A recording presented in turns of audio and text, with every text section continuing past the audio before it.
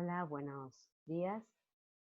Vamos a probar compartir un PowerPoint muy simple, introductorio a los temas que estamos viendo, que ya estuvimos viendo con los diferentes recursos, que son el aula virtual con foro de problemas, el chat en el aula virtual y algunas videoconferencias breves para ver algunos problemas en particular.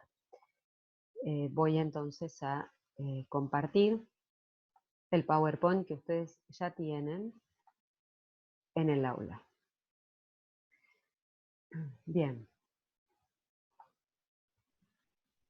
Vamos entonces a revisar algunas de las cuestiones que ya ustedes tienen para leer este material desde el apunte de Riker. Es una síntesis que dice.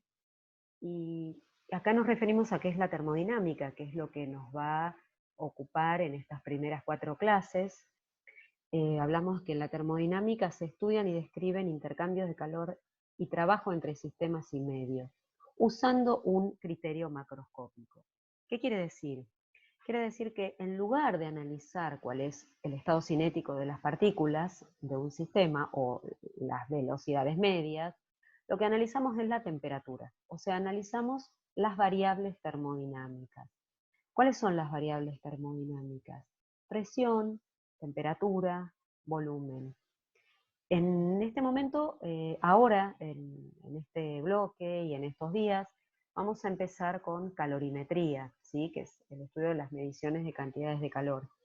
Pero estamos orientándonos a un tema más complejo, que es la termodinámica y que veremos en unas clases. Vamos a hablar del equilibrio térmico. ¿Qué es el equilibrio térmico? Supongamos que 2 cuerpos a diferentes temperaturas se ponen en contacto.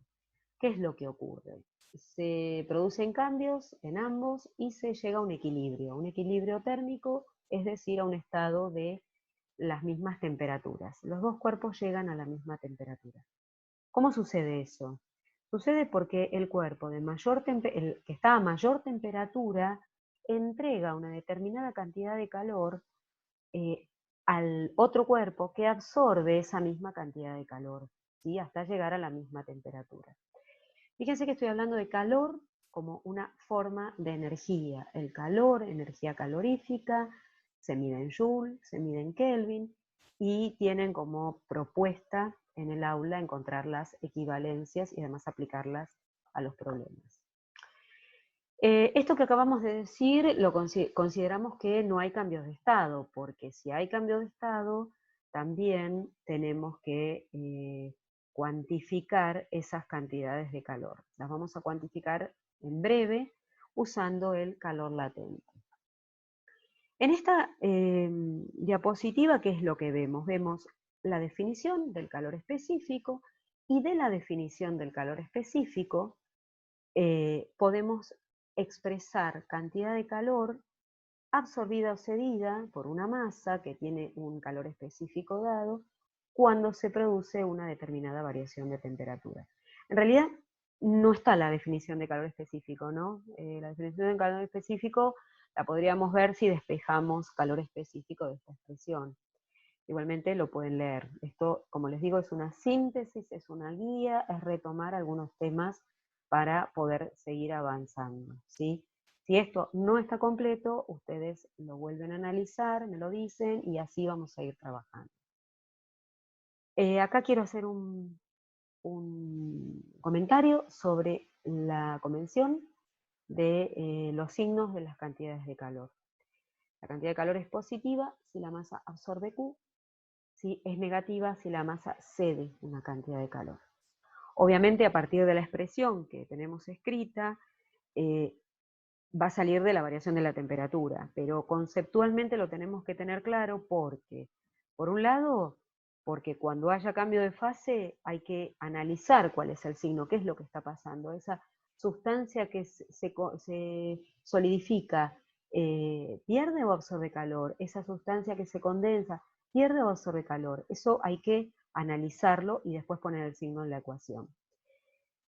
Recordemos que los cambios de fase se producen a temperatura constante y podemos definir calor latente de la manera que están viendo ahí. L es igual a cantidad de calor necesaria para producir el cambio de fase por unidad de masa. De esta expresión podemos despejar las cantidades de calor necesarias, por ejemplo, para que se produzca el cambio de fase de una masa determinada. Como siempre, conociendo el calor latente. Bien, acá hay algunas preguntitas. ¿Qué significa el equilibrio térmico? ¿Cómo intervienen las paredes del calorímetro? ¿Qué es el calorímetro? ¿Qué significa que el calorímetro sea ideal? ¿Cómo planteamos la ecuación de la calorimetría para un calorímetro? Y ahora lo que tenemos acá es, me refiero al equivalente en agua de un calorímetro.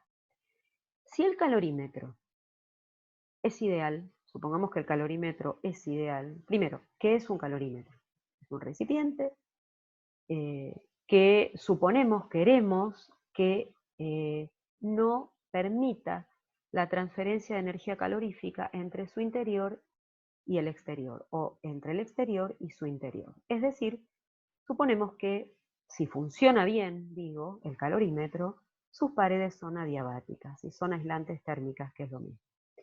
Ahora, puede ser que ocurra eso, pero que las paredes del calorímetro intervengan en los intercambios de calor interiores. Entonces acá lo que propongo es, ¿qué pasa si tengo un calorímetro con paredes de zinc,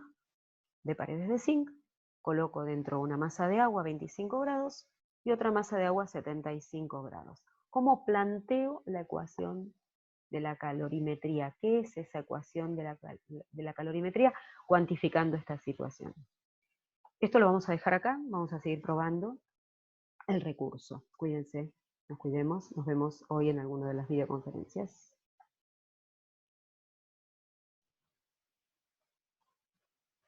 Me costaba despedirme con mi cara y no con el PowerPoint. Ahora sí, bueno, necesito una devolución de si esto sirve, no sirve, etcétera, etcétera. Estoy probando recursos fáciles también para cuando lleguemos a temas mucho más complicados.